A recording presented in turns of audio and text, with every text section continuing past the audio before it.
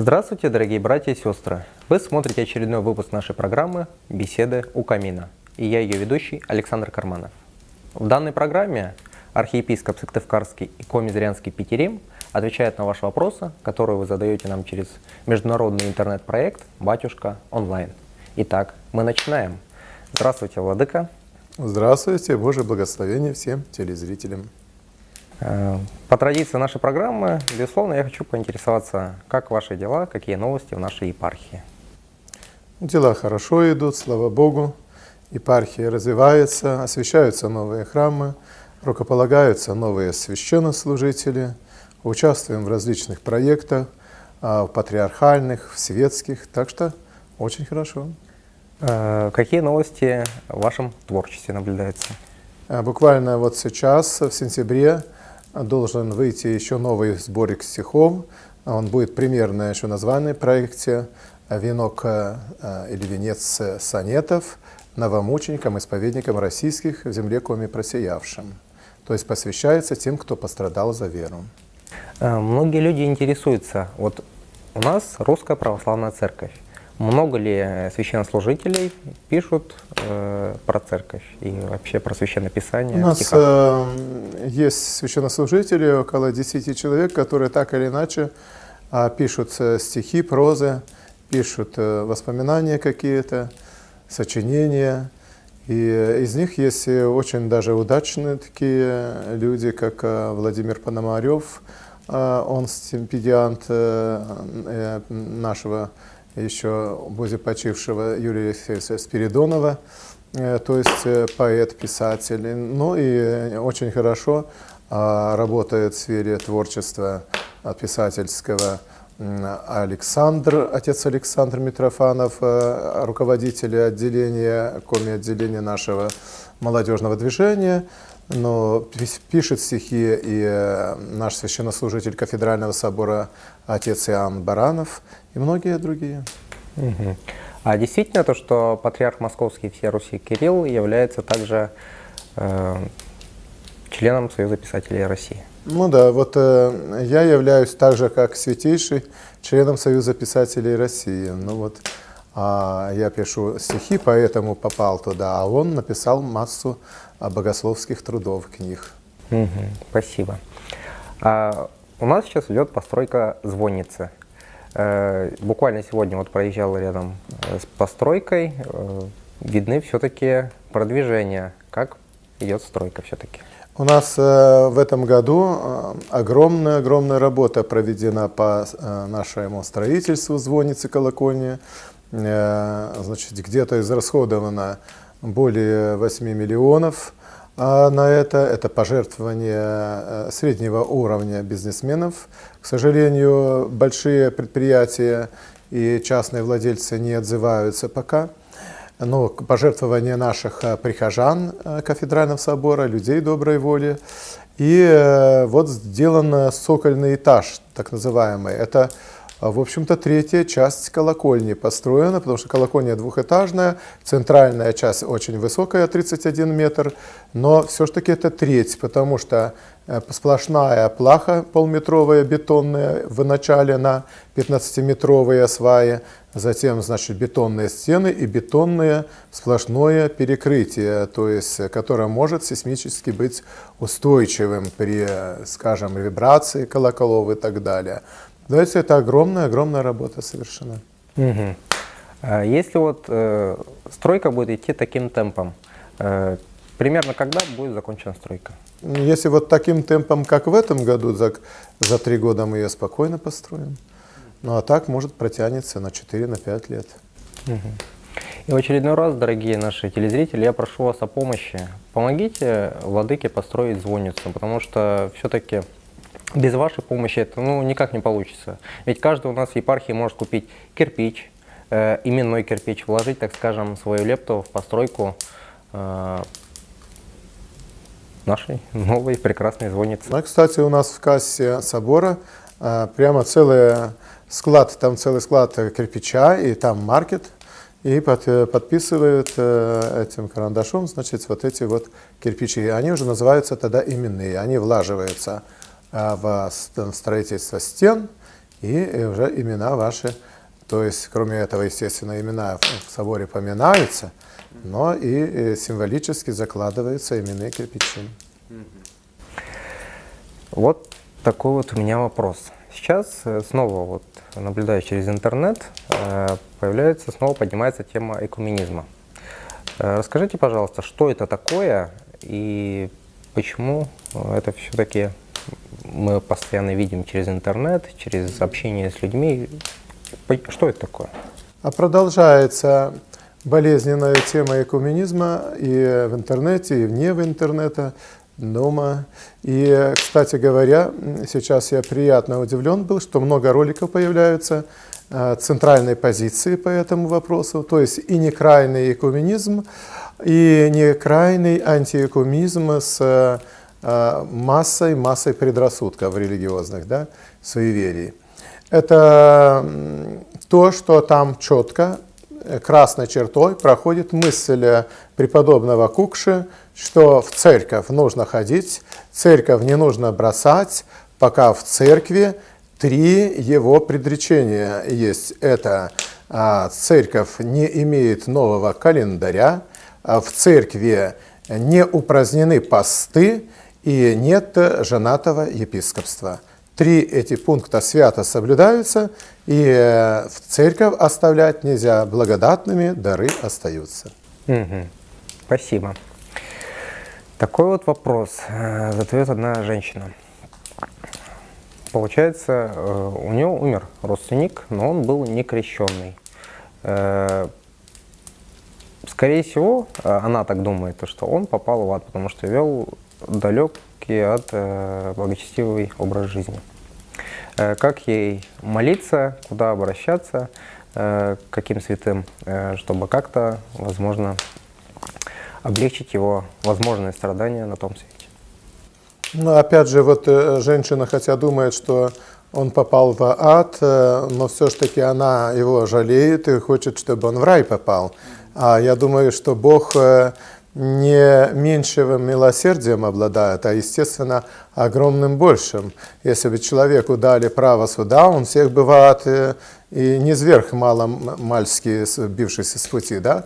Вот в отличие от этой женщины, от всех нас вместе взятых, Бог очень милосердный. Поэтому Он все сделает так, чтобы человек в рай попал, да? И поэтому есть церковь, которая молится за всех, даже за тех, за кого нельзя вслух молиться. Но это есть такой порядок, немножко приструнить некоторых лютых грешников, да? Как, скажем, самоубийц, и как тех, которые по какой-то причине не последовали вере отцов и прадедов, не приняли крещение, умерли некрещенных. Но, тем не менее, мы молимся и за тех, и за других про себя, и никто этой молитвы никогда не отвергал. На примере святых Антония, скажем, Макария, то есть Великого, где даже для язычников в аду находящихся, он молится, и тому вот откровение от этого черепа в пустыне лежащего, который говорит, когда вы воочию молитесь, нам свет попадает в то место, где мы находимся в темноте. Поэтому молиться надо за всех и за вся, об этом есть даже возглас такой диакона при богослужении. Но тем, кому нет чести молиться вслух, мы молимся про себя. А возможно ли такое, то, что много среди молодежи суицида? Многие молодежь просто, увидев разные тексты в интернете, так скажем, зомбируются и заканчивают жизнь самоубийством. Возможно ли им все-таки попасть в рай? Вот целая сеть программ существует, направлена на провокацию суицида, там, по-моему, «Синий кит» и прочие другие. Вот направлено на вымирание человечества, что суррогатные, значит, спиртные напитки, что медикаменты. значит, что, скажем, стройматериалы в детских садах, школах, выделяющие химические вещества, дети умирают, целая программа. Так и здесь. Суицид проповедуется под самыми такими обвертками крашечными, самыми привлекательными названиями и рекламами. Да? Проповедуется какая-то неимоверная свобода выбора, достойно уйти на тот свет, умереть и так далее. Ну и еще и сектантские различные, вот скажем, храм Солнца, храм Солнца, проповедует суицид. Да? В Майами там несколько десятков человек умерли в начале, значит, прошлого века. То есть это целые программы тех, кто против массовости человечества. Не думать, как прокормить, да, а думают, как уничтожить, чтобы не было лишних ртов, так сказать. И поэтому, конечно, это очень такая преступная направленность, вот направлена на уничтожение человечества. Спасибо.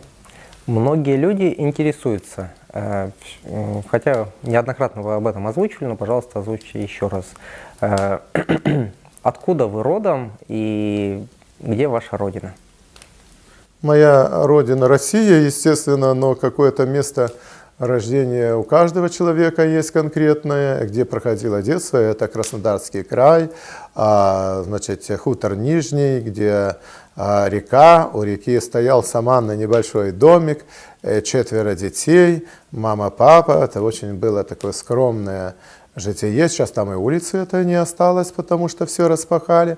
И сейчас я просто приезжаю туда к реке посидеть. Но у меня родным местом являются места первоначально, где мама родилась, выросла, это Тверская область. Папа, Воронежская область, откуда 150 лет назад они тогда при снятии крепостного права, да, переехали на Кубань. То есть это тоже родина средняя полоса, я считаю, моя по родителям. И, конечно же, Коми Республика, еще в мамином селе много карелов проживало, поэтому где-то у графины, конечно, переплетаются в этой Тверской области, там автономия карельская есть.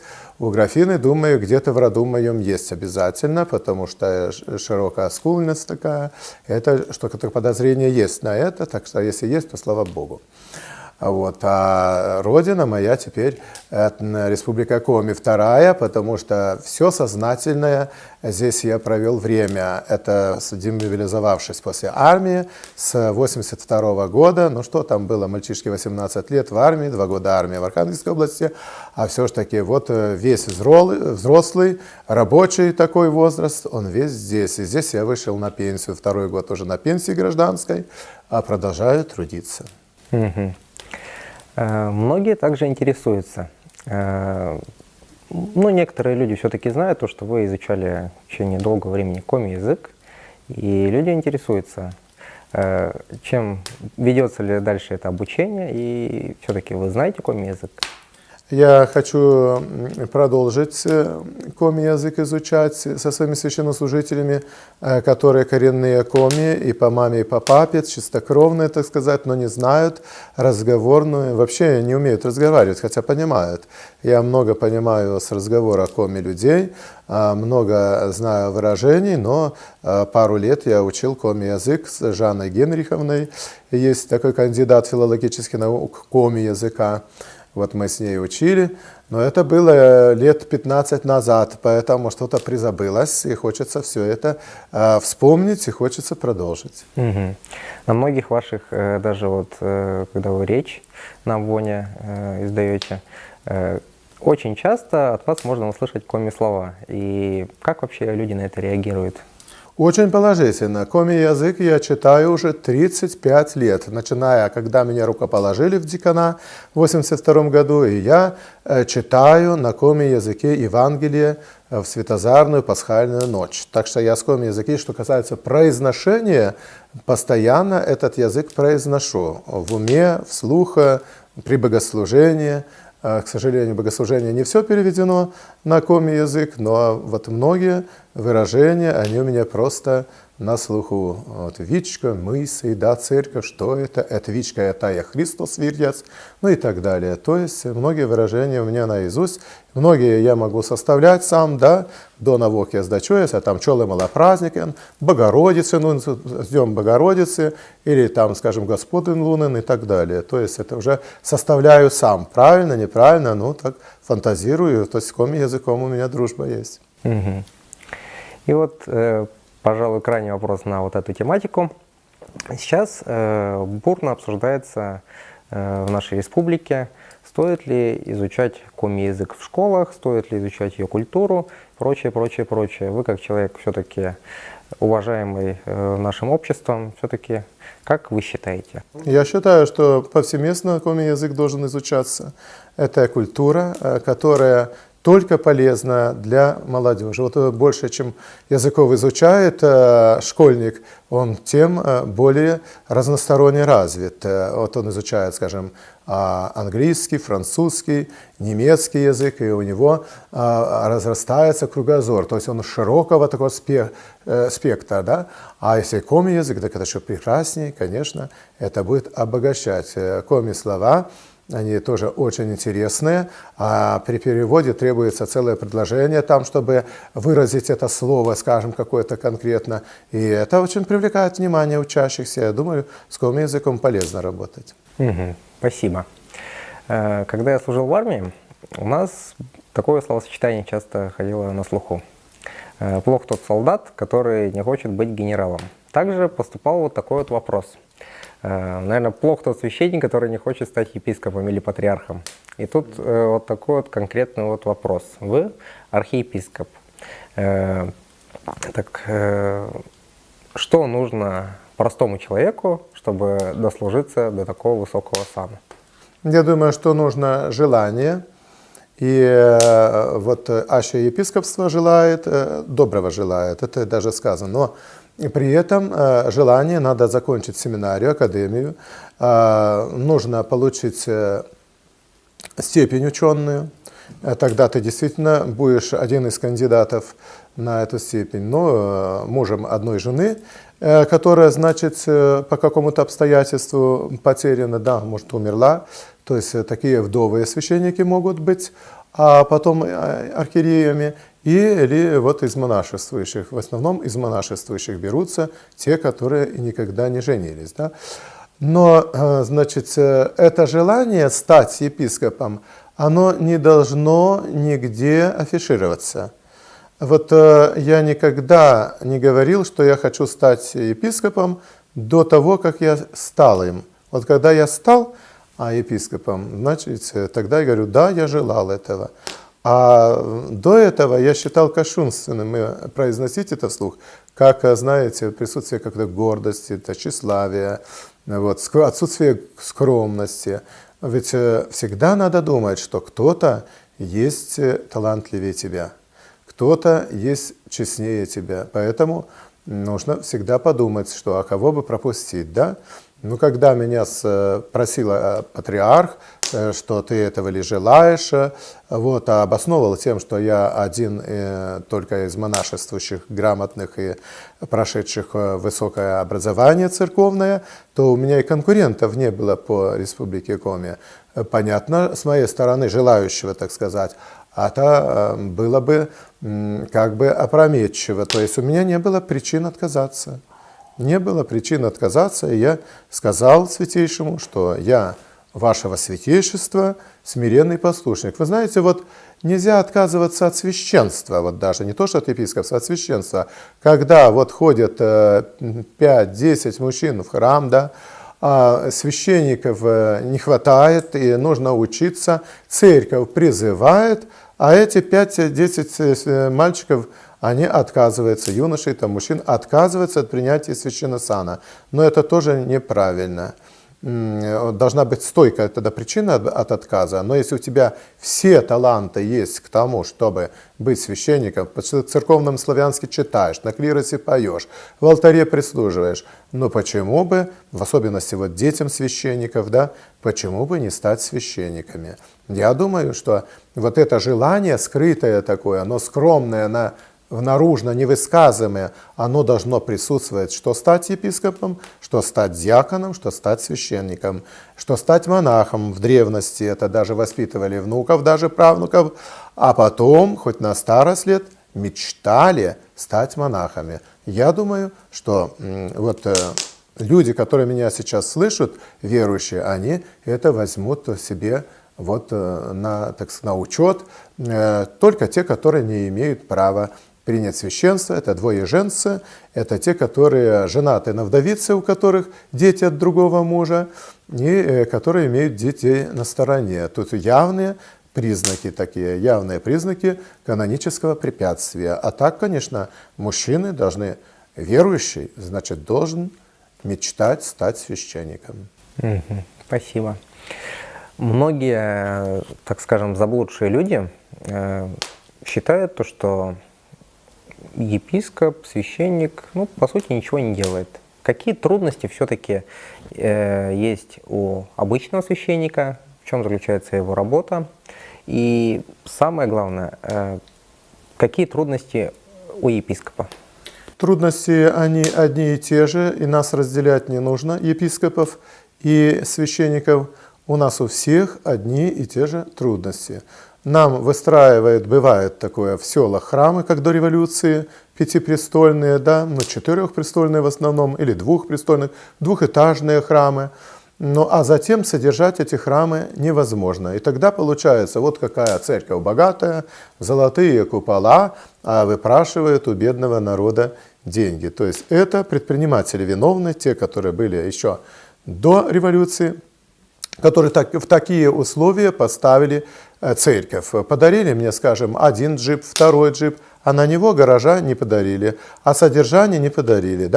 Построили кафедральный собор до небес, а пришлось сразу перевести этот прекрасный этаж второй в условия летнего храма, а служить в 3-метровой высоты здание полуподвального помещения. Значит, то, что нам реально по финансам этой общины, которая здесь. Теперь сказать, что кафедральный собор, он сам себя не окупает. Выдаем зарплаты еле-еле, и зарплаты небольшие, это 15-20 тысяч, а в конце, значит, взносами всей епархии мы еще за собор платим 150 тысяч за электричество, потому что оборот финансовый собора не позволяет.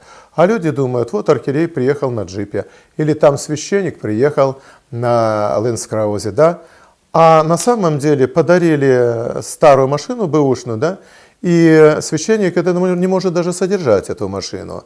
И люди за этим не видят, но дареному коню, как говорят, не смотрят зубы, так и здесь. Я говорю, подарит мне вертолет, я от него отказываться не буду, но он будет у меня стоять. Я не буду знать, куда его сплавят. Сделаю игрушечный, так сказать, кафе, там мини-кафе, чтобы дети там заходили, мороженое ели. Пожалуйста, пускай дарят. Отказываться не будем. Но как будут смотреть со стороны враги на это, так как я, скажем, племянницу повенчал в это воскресенье, значит, не воскресенье, а 1 сентября. И, значит, уже пишет один из доброжелателей, в кавычках, что владыка начал венчать, чтобы сдирать с молодежи, бедной студенческой молодежи деньги. Неужели я с племянницы буду брать деньги, за венчание, что я ее повенчал. И таким образом очень многие вещи, которые вроде бы внешние, они смотрятся в золоте, в серебре, в богатстве, а на самом деле бывает очень неприглядная ситуация. Может быть, этот человек внешне выглядит очень прилично одетый, а он, скажем, голодный, а ему не за что доехать. И таких бывает очень много у нас в подворье. Мы нищих кормим в Сыктывкаре, на Кылтовском подворье. И смотришь, приличные люди приходят, кушают. Попали под разбойников там в поезде. Случилось какое-то еще несчастье. Они приходят, перекусят или несколько дней питаются. Потом когда-то отдадут, помогут этому монастырю. Таких очень много случаев, поэтому не судите, как говорится, и не будете осужденны.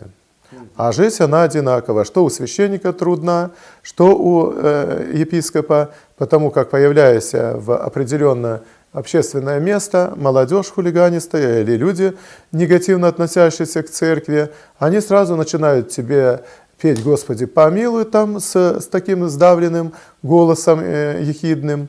И они не смотрят, что какой у тебя ранг епископа или простого диакона или монаха. Вот эти все постоянные гонения, они присутствовали при всех строях государственных, скажем, и при всяких временах они были.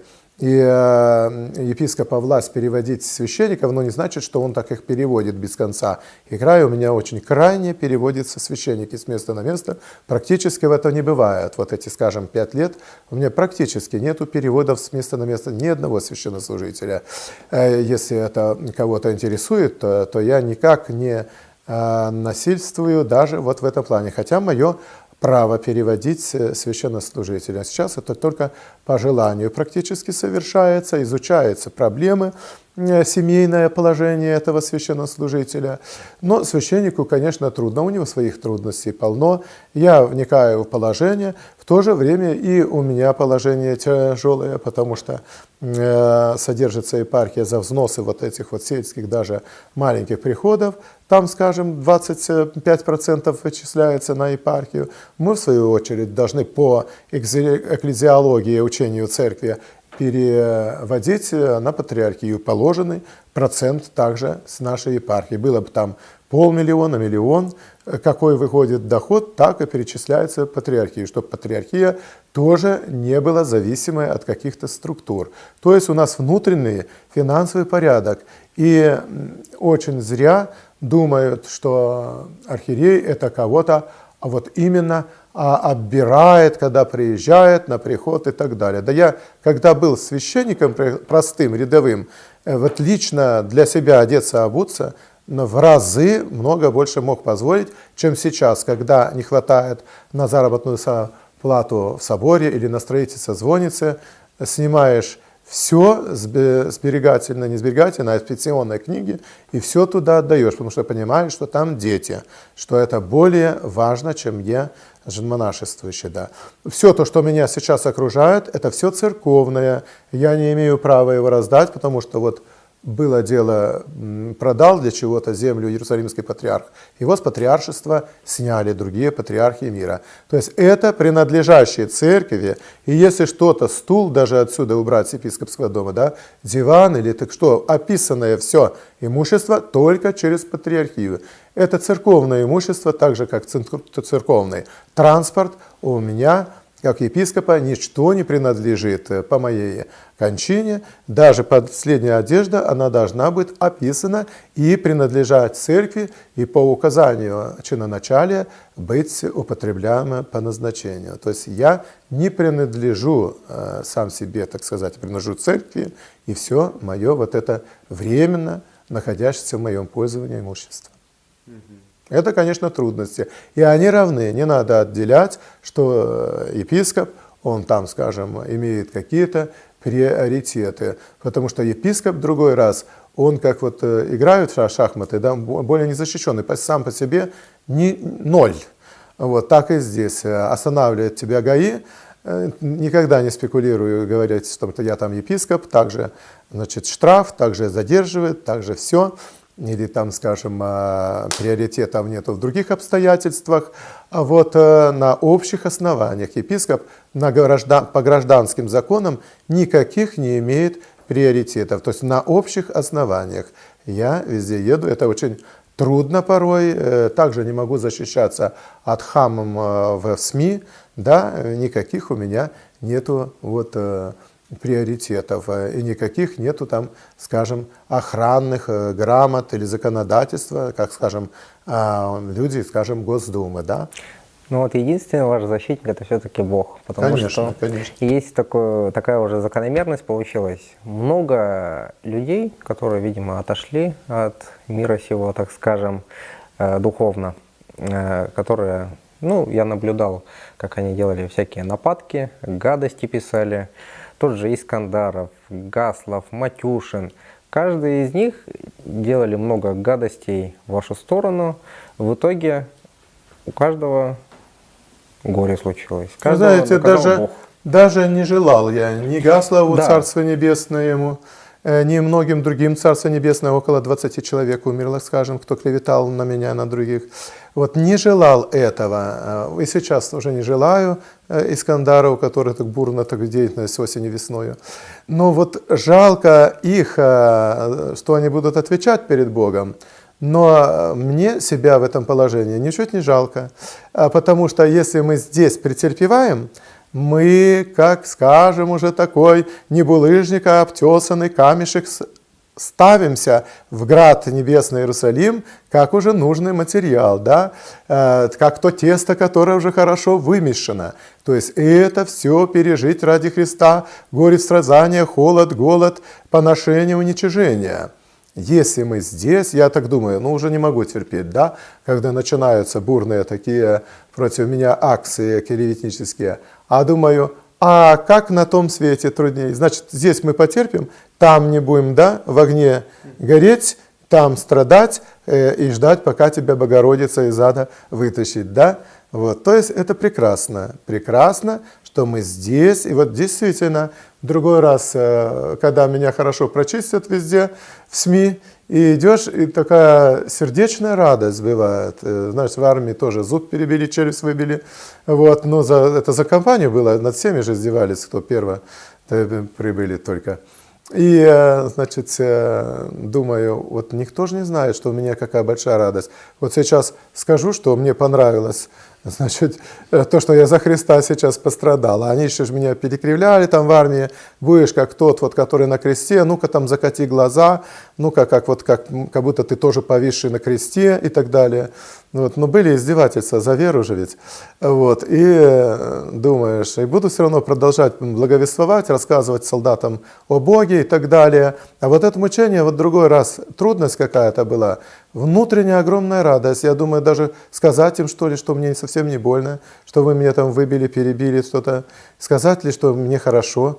Или так, вспоминается вот чеченское сражение в Чечне, когда одного нашего солдата сняли с креста, который был перевязан по колючей ржавой проволокой и уже умирал там на кресте, а с него, значит, наши русские сняли это все, и как бы водой его, а он говорит, ребята, не делайте это, мне так хорошо. То есть он приобщился к христовым страданиям, к христовой смерти. Так что вот другой раз у меня такое чувство, когда чем больше меня поносят, тем больше вдруг радости появляется в сердце. И самое удивительное, это же действительно Божий промысел, то, что с обидчиками происходит то, что не зависит по сути от вас. То есть даже при желании вы бы не смогли повторить то же самое, Вы что знаете, если бы я бы там им желал какого-то зла, наверное, бы я потерял то свойство, что вот, например, 20 лет ездил в Воркуту, и у нас, значит, прогноз погоды по Воркуте, что будет увеличиваться мороз с 30 там, до 40, а приезжаю, вместо 30 уменьшилось до 20, да, и все 20 лет. Это что, случайно? Вот посмотреть прогноз погоды, все 20 лет приезда ни одного по-другому не было. Хоть на 1 градус, но потепление, да. Вот уже масса мероприятий общереспубликанских при нынешнем главе, то же самое. Да вот на шаре. Полетел я на шаре, на одном Гапликов Сергей Анатольевич, на другом я. И я же освещал, и мне так повезло, что мой шар именно пролетал над рекою.